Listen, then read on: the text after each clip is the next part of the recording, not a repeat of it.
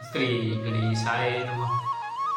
श्री सरस्वत्यै नमः।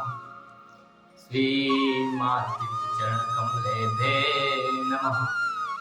श्री गोविन्दचरणकमलेभ्ये नमः। अखण्डमण्डलाकारं व्याप्तं येन चराचरं तत्पदं दर्शितं येन तस्मै श्रीगुरुवे नमः। अज्ञानतिमिरान्धस्य ज्ञानाञ्जनशलाकया चक्षुरुन्मीलितं येन तस्मै श्रीगुरुवे नमः।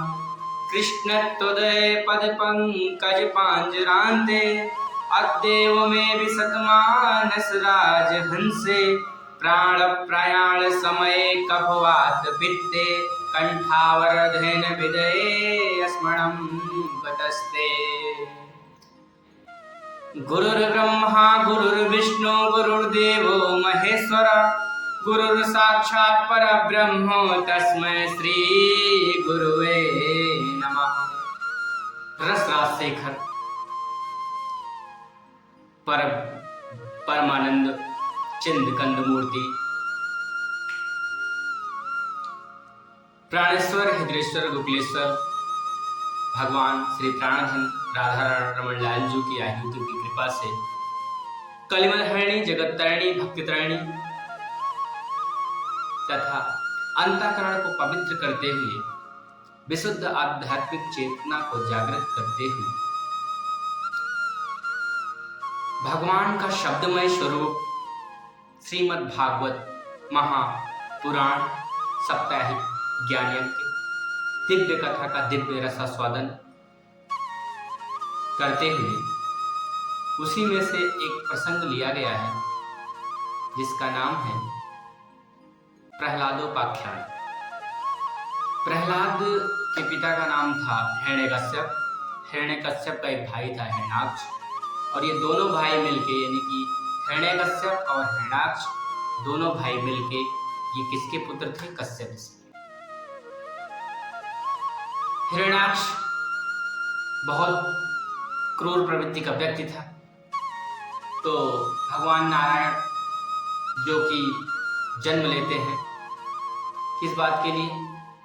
जब गौ की हत्या होने लगती है, ब्राह्मण का अपमान होने लगता है, संतों का अपमान होने लगता है और धर्म को की हानि होने लगती है, यानी धर्म को जब उठाने की बात आती है, जैसे भगवत गीता में कहा गया है कि श्लोक है कि यदा यदा हि धर्मस्य ग्लानिर्भवति भारत अभ्युत्थानं धर्मस्य तदात्मानं सृजाम्यहम्। भगवान तब तब जन्म लेते हैं जब जब धर्म की हानि होती है। भागवत में भी एक श्लोक है, श्री सुखदेव जी कहते हैं यदा देवेषु वेदेषु गोसो विप्रेषु साधुषु धर्ममयी च वेदेषु वाहासु विनश्यति। यदा देवेषु अर्थात देवों पर अत्याचार जब बढ़ जाता है, वेदेषु अर्थात वेद पर अत्याचार होता है, अर्थात वेद का सम्मान नहीं होता है, गोसु अर्थात गाय का सम्मान नहीं होता है, विप्रेषु अर्थात पंडित का सम्मान नहीं होता है, ब्राह्मण का सम्मान नहीं होता है, साधुसु अर्थात साधु का सम्मान नहीं होता है, तब क्या होता है? भगवान स्वयं जन्म लेते हैं किसी न किसी रूप में इन सब की रक्षा करने के लिए। तो भगवान ने हिरण्याक्ष का वध किया, क्योंकि हिरण्याक्ष ने ये चारों पांचों में से किसी न किसी एक को क्रूरता के माध्यम से सताने का प्रयास कर रहे थे, इसलिए उनका मर्दन कर दिया भगवान वंचर वारा का रूप धारण करके। और हिरण्यकश्यप उसका बड़ा भाई था, अत्याचारी तो ये भी था, लेकिन इसका पाप अभी भरा नहीं था।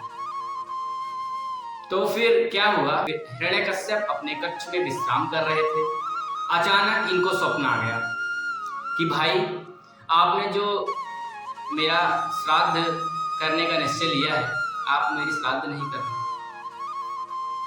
तो ये सुबह सुबह जितने दैत्य थे इसके यहाँ सबको बुला लिया और सब अरे दैत्यों को बुला करके एक सभा रखी और उस सभा में इसने अपनी बातें रखी।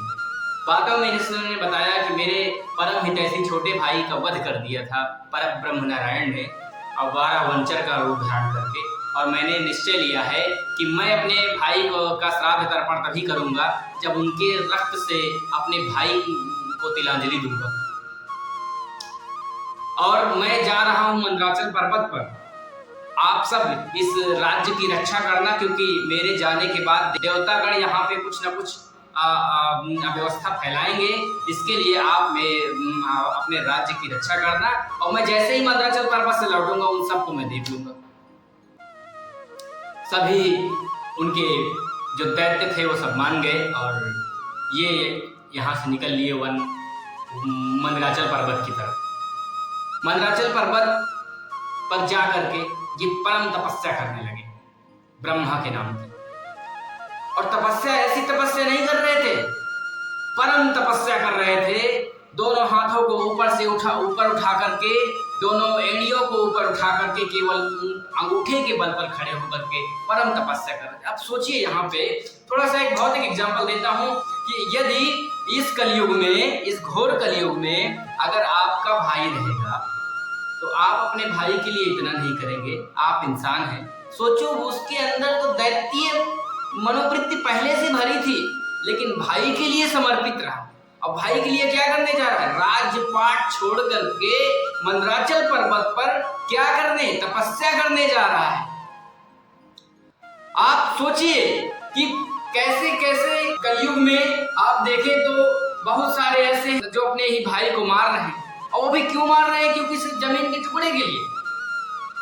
अब वहां देखिए, भाई मनुष्य से अच्छा तो राक्षस ही था ना, कम से कम अपने भाई को मार तो नहीं रहा था, भाई की रक्षा तो कर रहा था। तो वहां से आप ये भी सीखिए कि भाई अत्याचारी हो, अनादरी हो, कुछ भी हो, लेकिन अंत में वही सर्वश्रेष्ठ है और आप उसके साथ सदैव रहो। ये आप वहां से सीख सकते हैं। हिरण्याक्ष और हिरण्यकश्यप आपको ये भी सिखाते हैं। अभी आगे हम आपको बताएंगे कि प्रहलादोपाख्यान से आप बहुत कुछ सीखेंगे। और कोई भी कहानी, कोई भी स्टोरी ये होती है कि आप उससे अपने जीवन को कनेक्ट करें और वहां से बहुत कुछ सीखें, वो गलतियां दोबारा न उठाएं, इसलिए कहानी बनती है। तो ये मंदराचल पर्वत पर चले गए और भीषण तपस्या करने लगे। परम तपस्या कर रहे थे। तो आगे की कथा मैं आपको कल बताऊंगा। सबको प्रणाम, सबको राधे।